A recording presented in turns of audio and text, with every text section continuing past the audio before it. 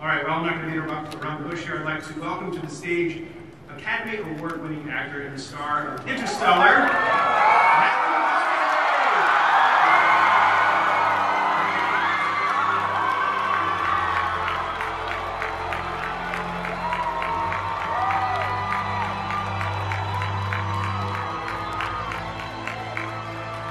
How are we doing, Comic-Con here in San Diego?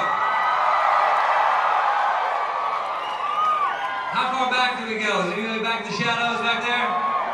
We got back row, Hall H. This is my first Comic-Con. Thanks for having me. first time.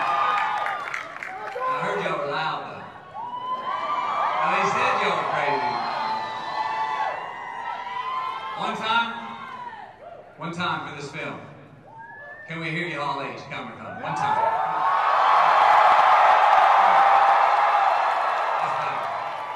All right.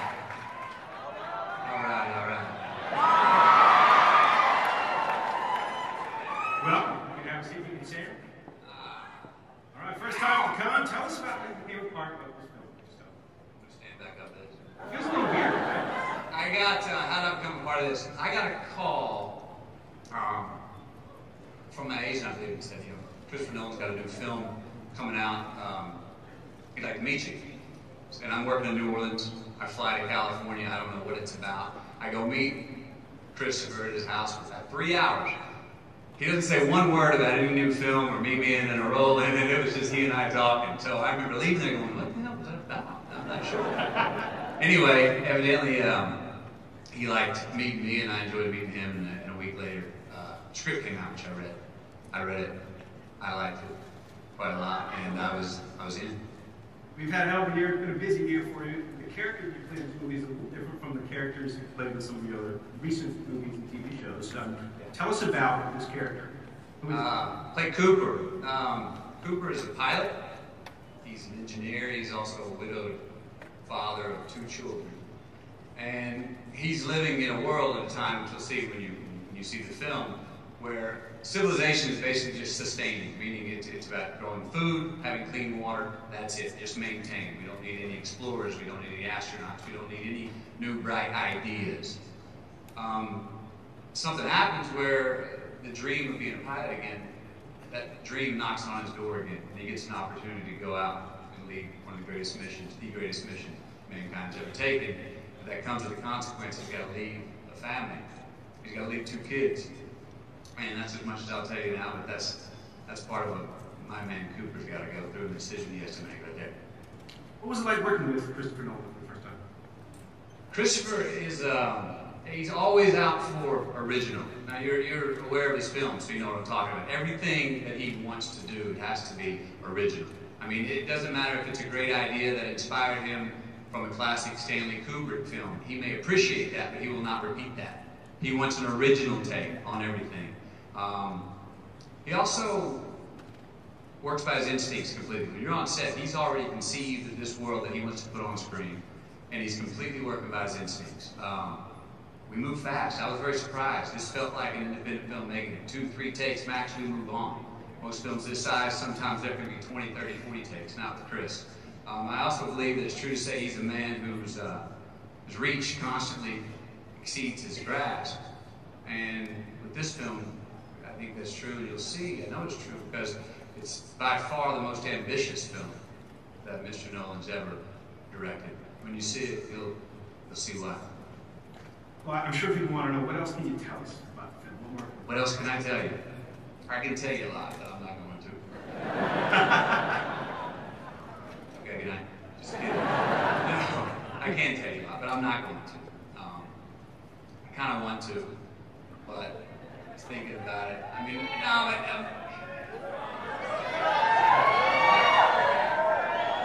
I'll tell you what, here's the thing. I'm not the best guy to tell you about it. All right? I'm not.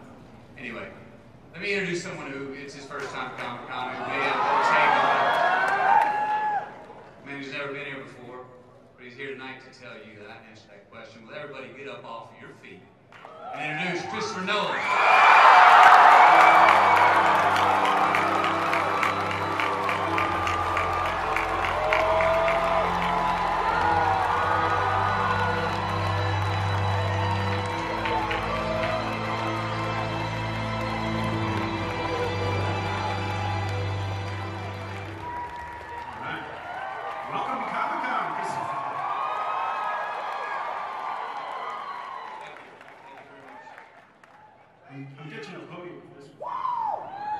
All right, so first time.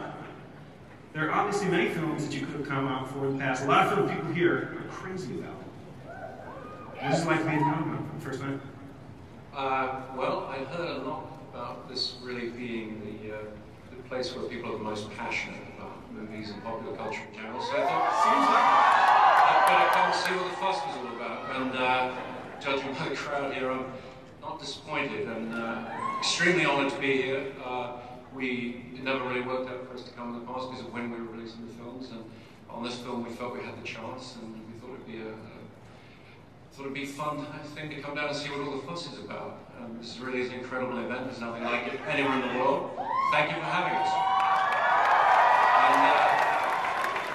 And thank you for all your support for our films over the past. Your enthusiasm has been an extraordinary thing. It's really been the backbone of all the success we've had, so we're very, very grateful, so thank you. We love you! I think people are excited you came. So tell us, Interstellar, why make this movie now?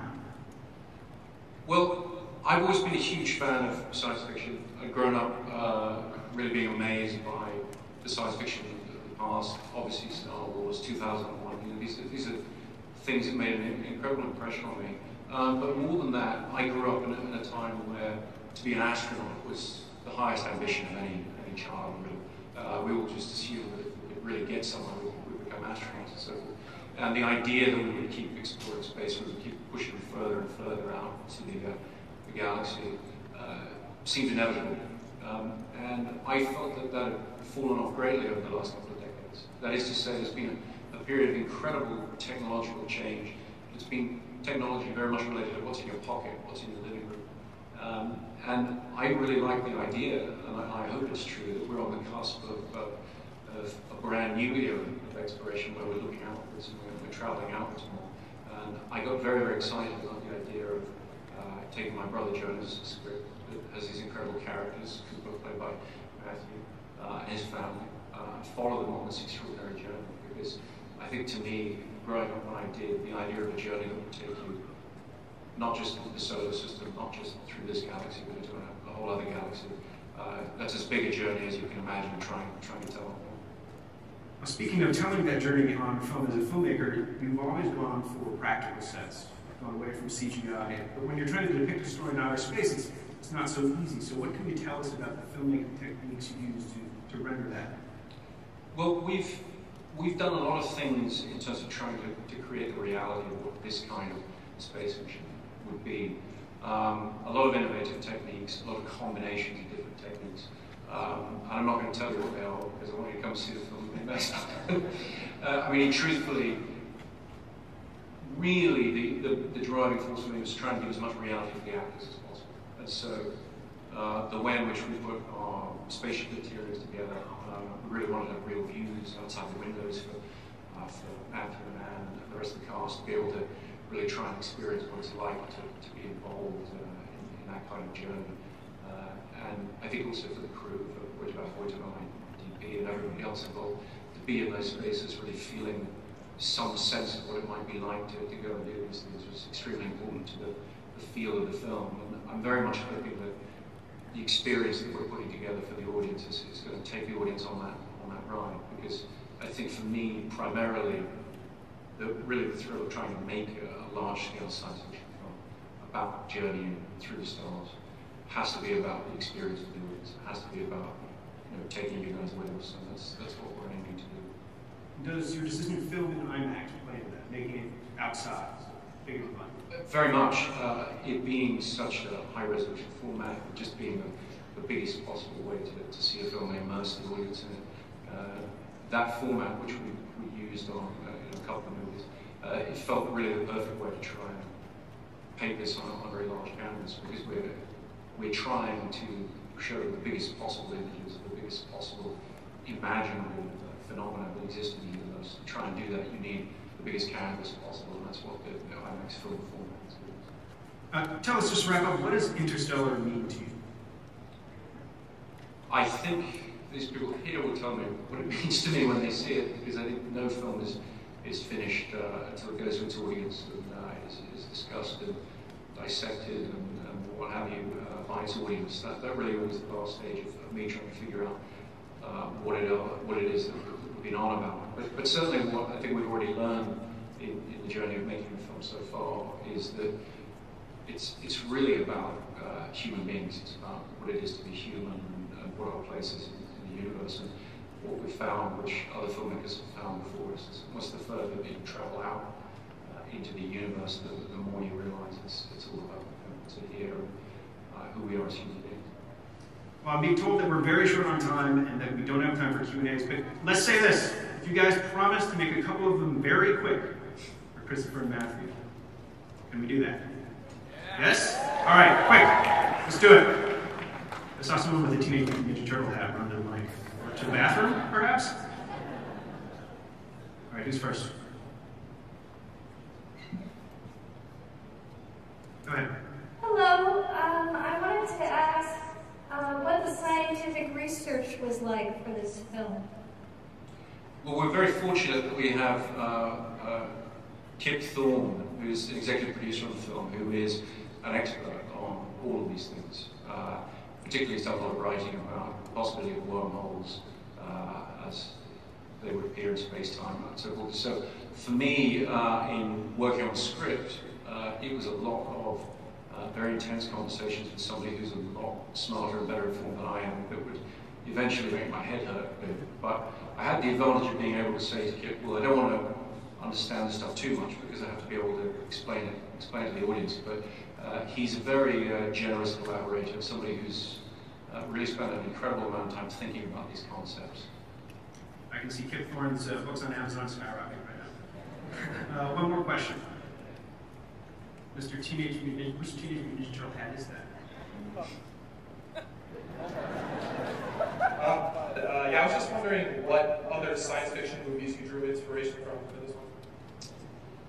Well, I think I wouldn't want to give too complete a list, because then when you see the film, you'll see all the things I've ripped off, which... And I'm not joking when I say that. The idea is, I mean, I've been influenced, obviously I mentioned Star Wars in 2001, Blade Runner has always been an incredible favourite. I know every line of it, every shot. But really the whole gamut, you know. I think the single biggest influence on me would probably have to be 2001, which they re-released after Star Wars came out when I was a kid, so I was able to go with my dad to the cinema at Leicester Square in London and see it on the big screen. It was such a memorable experience for me, just to go on that journey in that way. That we really have an ambition with this film, not to do what that film did, because I don't think anybody ever could, but to tell a similarly ambitious story in terms of the scope and scale. That is to say, I want kids today to be able to go with their parents and sit, watch the story unfold on an enormous screen and really feel engaged with it. That's my ambition for the film. I'm really striving towards that.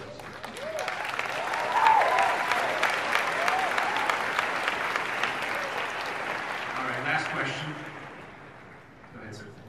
Hi. First, congratulations on your Oscar, Mr. Mcconaughey.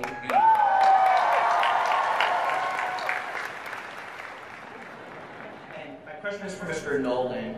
I've seen a lot of your movies, and I was just curious, why do a lot of your films deal with psychology? You deal with a lot of psychological issues in your movies. Just what about it fascinates you that you use that as a theme in your movies? I wouldn't say that it was necessarily that conscious an idea of dealing with psychology, but some clever psychologists could probably explain why.